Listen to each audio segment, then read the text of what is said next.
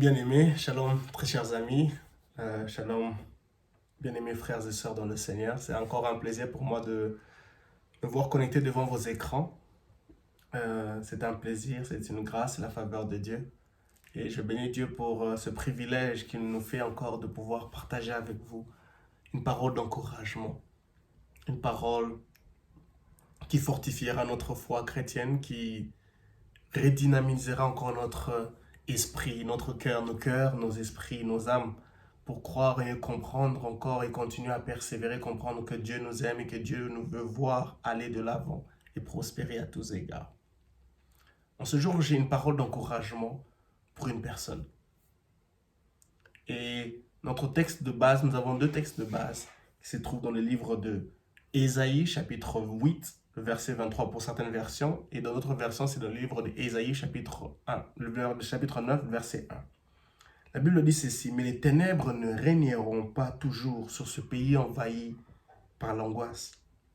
Si dans les temps passés, Dieu a couvert d'opprobre tout le pays de Zabilan et le pays de Nephtali, dans le temps à venir, il couvrira de gloire la route de la mer, au-delà du Jourdain, le district des populations étrangères. » Un texte merveilleux qui nous montre que nous passons des ténèbres à la lumière.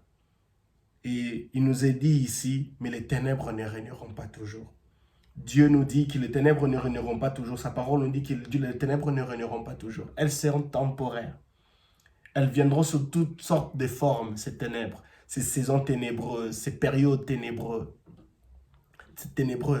Mais elles ne vont pas durer. Elles seront que temporaires. Aussi longtemps que nous avons notre foi enracinée, notre foi placée en Dieu, nous devons avoir cette ferme assurance que cette période où nous passons par des vallées de l'ombre de la mort, comme il est dit dans le livre de Psaume, dans le psalmiste, le chapitre 23, que quand nous passons dans la vallée de l'ombre de la mort, je ne crains aucun mal. Nous ne devons point craindre le fait que nous sommes en train de passer par des saisons ténébreuses. Les ténèbres ne régneront pas toujours.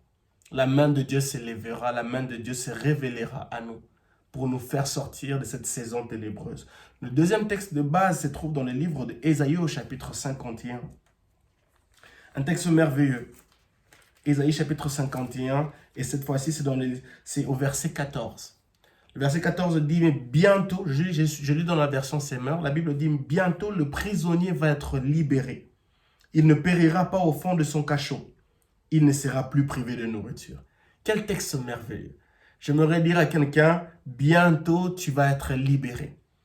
Bientôt tu vas quitter ce statut de prisonnier, de prisonnière. Et la Bible dit, il ne périra pas au fond de son cachot. Tu ne périras pas au fond de ce cachot. Cachot financier, cachot relationnel, cachot émotionnel, où les choses ne semblent pas marcher. Toutes les choses font qu'elles sont pirées et s'empirer. Mais Dieu te dit en ce jour, Dieu nous dit en ce jour, que bientôt, nous serons libérés.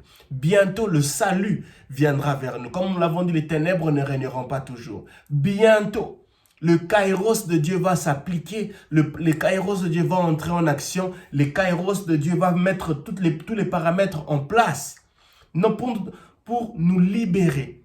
Non seulement nous libérer, mais nous redynamiser, nous fortifier, nous aiguiser, articuler encore nos capacités, nos talents, les dons qui sont en nous.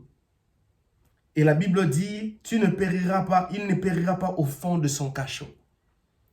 Les ténèbres ne régneront pas toujours. Tu ne périras pas au fond de ce cachot-là. De ce cachot-là où tu te retrouves, où tout semble noir, tout est ténébreux. Mais Dieu nous dit en ce jour, une parole d'encouragement, elles passeront. Cette saison-là, là où tu te retrouves au fond du cachot, j'aimerais te dire qu'elle passera. Joseph était dans le fond du cachot, mais la faveur de Dieu était toujours avec lui. Paul et Silas se sont retrouvés au fond du cachot, mais leur louange et leur adoration ont fait que les fondations de la prison étaient secouées. Pierre se retrouvait en prison. La Bible dit dans le livre de Actes chapitre 12, si je ne me trompe pas, l'église priait pour Pierre. Et l'ange de l'Éternel est parti libérer Pierre pendant qu'il était en prison. J'aimerais rassurer quelqu'un. Tu ne périras pas au fond de ce cachot-là. Onésime s'est retrouvé en prison avec Paul. Mais la Bible dit qu'il a changé de statut. Il était inutile avant d'entrer en prison et pendant qu'il était en prison. Et il est devenu utile à sa sortie de la prison parce qu'il a rencontré Paul. Il était au pied d'une personne qui est, dans ses paroles de cette personne enracinée, fondée, basée sur Jésus-Christ, ont transformé sa vie. Les ténèbres ne régneront pas toujours. Tu ne dureras pas, tu ne resteras pas éternellement au fin fond de ce cachot-là. Aussi longtemps que tu tournes ton regard vers Christ Jésus, aussi longtemps que tu places ta confiance en Jésus, aussi longtemps que tu tournes ton regard vers Jésus, tu dis, Seigneur Jésus, viens en moi en aide. Aussi longtemps que ton cœur est dédié à Jésus, aussi longtemps que tu dis, Seigneur, je place ma confiance en toi, je n'ai que toi et toi seul. Dieu viendra à ton secours. Dieu viendra te libérer. Dieu viendra te livrer. Dieu viendra te restaurer. Le kairos de Dieu s'appliquera. Le kairos de Dieu entrera en scène pour te libérer, pour te faire vivre le salut, pour te faire vivre une nouvelle saison, la saison de la restauration en qualité et en quantité supérieure. Dieu va te faire du bien. Ne te décourage pas. Les ténèbres ne régneront pas toujours. Les ténèbres ne régneront pas toujours. La saison du kairos de Dieu s'apprête à prendre place dans ta vie. Ne te décourage pas. Persévère. Continue à avancer. Jésus est là pour te faire du bien. La Bible dit qu'il est le chemin, la vérité et la vie. Sa parole est le chemin, la vérité et la vie. David dit, ta parole est une lampe à mes pieds, une lumière sur mon sentier. Que Dieu vous bénisse abondamment. Continuez à méditer sur ces deux passages et Dieu vous fera énormément et abondamment du bien. Que Dieu vous bénisse. Alléluia.